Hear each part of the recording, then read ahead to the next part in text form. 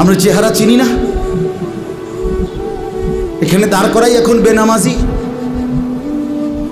চেহারা দেখলেই তো চিনা যায়। বেনামাজির চেহারার মধ্যে তো কোনো দয়া মায়া থাকে না। বেনামাজির চেহারা তো নির্লজ্জ, বেহায়া, বেশরম, পাষাণ, দয়া মায়াহীন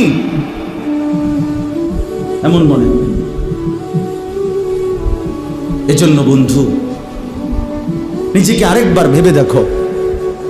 তুমি মায়ের সন্তান, তুমি বাবার সন্তান, তুমি মুসলমানের সন্তান। এই কালেমা বড় দামি কালেমা। আমি 72 বছর বয়স্ক, 72 বছর বয়স বুড়া চাচা, এরকম একজন বয়স্ক লোককে গত আগস্ট মাসে কালেমার দাওয়াত দিছিলাম। উনি হিন্দু।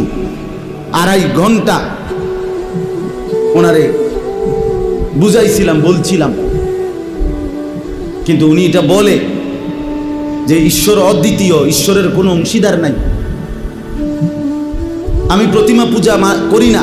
উনি এই কথাটা বলে, কিন্তু উনি কালেমা। আমি বললাম, চাচা, আমাদের সাথে আরো আলেমা ছিল, চাচা আপনি এই কথাটাই বলেন।